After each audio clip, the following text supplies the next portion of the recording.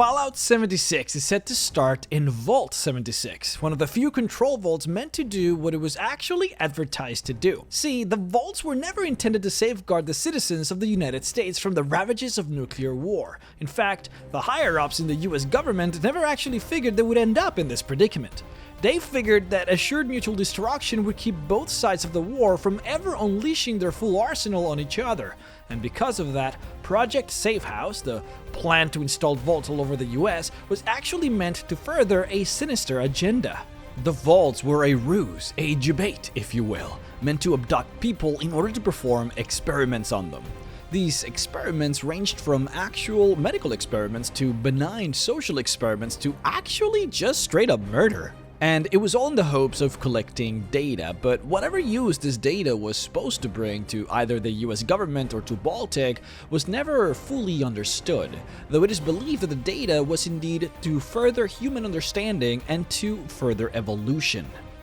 That being said, Armageddon was a real consideration, and some of these vaults were built to actually protect people and release them years after, when the radiation would subside, in the event of nuclear devastation. Out of 122 vaults that were publicly made, only 17 of those were what we now call control vaults. A control vault is a vault designed to the specifications advertised, which in this case would mean that these 17 vaults were made in order to save the people inside, give them a nice home for 10 to 20 years, and then release them when it would be safe enough for them to repopulate the world. In other words, these 17 vaults were the real vaults, whereas the other ones were fake vaults designed to experiment on the people inside. Vault 76 was one of the real vaults. Now, because the main character, you, in Fallout 76 is part of a real vault, we're actually playing only 25 years after the Great War, which means that we're dramatically taken back in time from the other Fallout games. Fallout 3 is set about 200 years after the atomic bombs. Fallout New Vegas is set 204 years after, and Fallout 4 is set 210 years after, with 1 being 84 years after the Great War and Fallout 2 being 164. So as you can see, there is a sense of continuity with the series, similar to how we experience the story with Elder Scrolls. Each game is supposed to be a continuation to the story so that the players can see the world evolve through all the different areas. This is not the case for Fallout 76, which is opening only 25 years after the Great War, which means that everything that we are used to seeing in a Fallout world will be coming into question. There will be no survivors to the bombs, no human beings that we will be able to interact with, no settlements with people trying to live, no supply lines, no trade caravans, no nothing.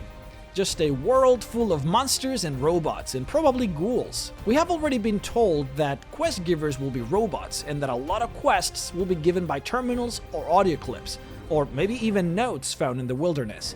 There will be no traditional human NPC quest givers, which will probably dramatically influence gameplay, and will probably make my lore videos very hard to make. There is hope, however, as Vault 76 is actually opening 5 years late than its supposed opening day. Its scheduled opening, according to terminals found in the older games, was 20 years after the bombs, but in the game it is opening 25 years after the bombs. Which means that if there are other vaults in the Virginia area that are opening when they're supposed to, then we may yet at least find some semblance of civilization, since those other vaults would be 5 years ahead of us in the reconstruction process. Though, since we have been told otherwise by the developers, then this might only apply for DLC, so at least there is still some hope for settlements out there. Maybe.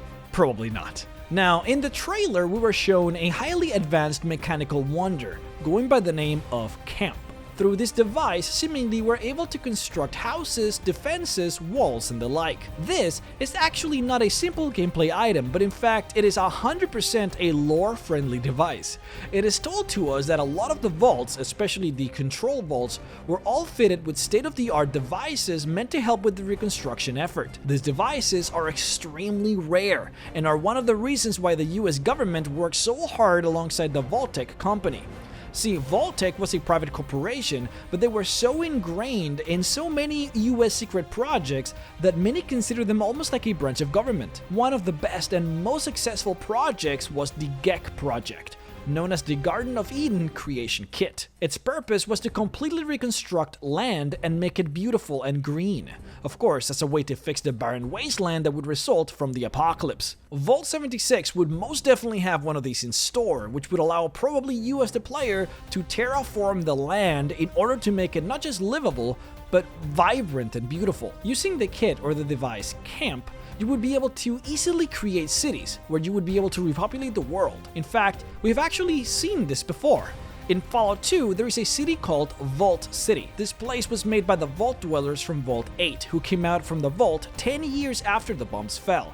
And using the GECK and their own camp machines, they built this fortified, glorious, and beautiful safe haven. You can see that their houses look futuristic, and they have clean roads and beautiful palm trees. This is what the GECK can do for those that come out of the control vaults, and the character from Fallout 76 should theoretically have access to the same technology, which is why construction is such a big feature of this game, versus say Fallout 3 or Fallout 4 who didn't get access to this technology. Now, we know that Vault 76 housed about 500 individuals inside, individuals from all races, creeds, and colors. You might not know that 500 is actually about half of what a vault is supposed to hold. Normally, a vault is supposed to have 1,000 humans living inside. The food and supplies that are typically given to each vault is meant to sustain about that many for about 20 years or so. We know that when the bombs fell, there actually was a tremendous issue with undercrowding when it came to vaults. Mostly because apparently a lot of people fell for the cry wolf mentality the day of the war. That being, a lot of people actually thought that during the day of the war that it was indeed just another drill, and that war wasn't actually upon them. So many of the lucky few who were supposed to enter the vault never actually did. Now, shockingly, this was not the case for Vault 76, which makes it one of the odd ones. Records actually showed that this vault only desired 500 individuals, even though it could support 1,000. This could have been mandated by the Overseer or one of the higher-ups from Vault Tech, probably because of one interesting, not very well-known factoid about vaults that they never tell you about. In every vault with more than 500 individuals, because of the lack of space, you are supposed to hot bunk with other people. This means that you're actually forced to share a bed with somebody else. See, vaults never had an issue with supplies, food, and water alike, but space was always a problem with these safe houses, and hot bunking was commonplace among every single one of these vaults who housed a full retinue. It seems very likely that one of the higher-ups from Vault Tech was supposed to stay in this vault, or maybe the Overseer had a lot to say when it came down to those high-level decision-making processes, since they clearly decided to house only half the normal amount of people in this vault.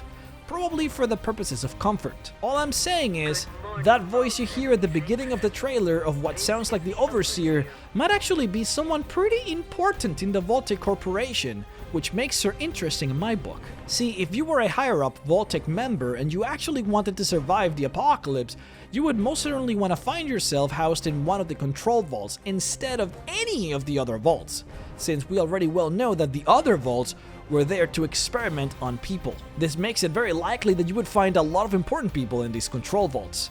Important people specifically selected to repopulate the world. But now let's talk about the craziest thing though, and what could probably become the most insane part of the whole game. I want to present to you guys aliens. Now, I know what you're thinking. I already feel you pushing back, but hear me out. Fallout New Vegas had a DLC called Mothership Zeta. In this DLC, the main character gets abducted by aliens by being beamed into a big galactic ship. He gets experimented on, of course, as aliens do, and later on he has to attempt to escape the ship. Now this introduced aliens into the ecosphere of the Fallout universe, which allowed for us to defeat green Martians and obtain cool alien weaponry. What's relevant to us, however, is one particular holotape that is found within that ship. A holotape that has this.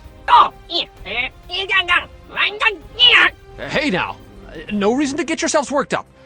Whatever you need, I'm going to tell it to you. Well, pretty sure you want me to talk into this thing, so here goes. My name is Giles Wollstonecroft. I'm the current Assistant Chief Executive Officer of the Vault-Tec Corporation. I was inspecting the construction site of Vault 76 when I was captured what I can only assume are alien beings from another world. I'm not sure what they want from me or what they will do to me, but whatever they need, I will readily provide. Perhaps if I can bridge our communication gap and establish a rapport with them, we can enter into an exclusive trade agreement.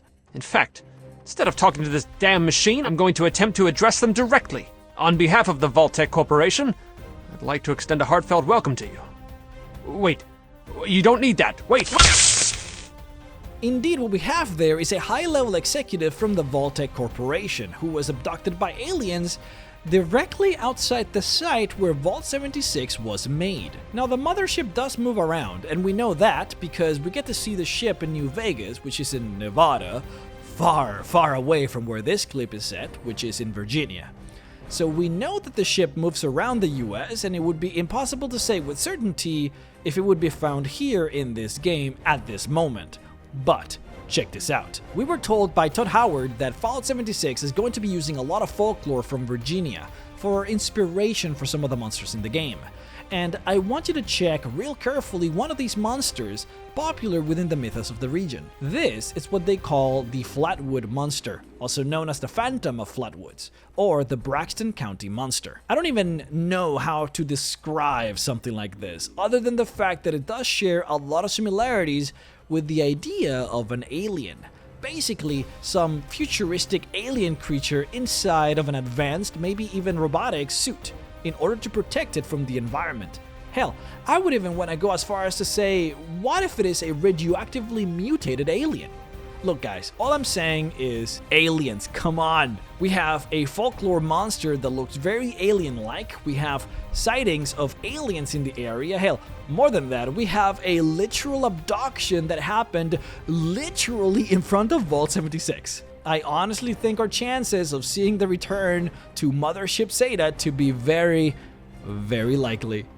Thank you so much for watching, you guys. I also do want to point out that in Fallout Shelter, you can actually get aliens that infiltrate your shelter, and those aliens actually look like humans because apparently within the mythos of Fallout, aliens have the ability, the technology to camouflage themselves using, I don't know, I guess some type of holographic suit or something, but the aliens can actually make themselves look like humans, which I think it's going to be an interesting plot twist if we do end up seeing aliens, which we'll probably honestly see. We have aliens in Fallout 3, we have aliens in Fallout 4, we have aliens in basically every single Fallout game. Maybe not in Fallout 2, maybe not in New Vegas. I'm not sure, I haven't really done my homework there, but we've had a lot of aliens in most of these games, so likely we'll get to see them, and I think that the fact that they can look like humans means that we might have seen some people being aliens without realizing they were aliens in some of the older games, and I think that warrants maybe some investigation. Maybe I can figure out something, huh? Yeah. Anyways, I want to thank you guys for watching, and special thanks to my Patreon supporters, Anthony the Owl, Wyatt Curlin, Toby Oliver, Dylan Baker, and Casey Butler for supporting me at the $25 level. If you guys want to help out as well, then be sure to head on over to patreon.com/MrRhexx to support. Thank you all so much for watching, and be sure to head on over to just head on over to that subscribe button. Just look at it and click it, and I'd like to thank you for doing that if you do. I got nothing else to say. See you all next time.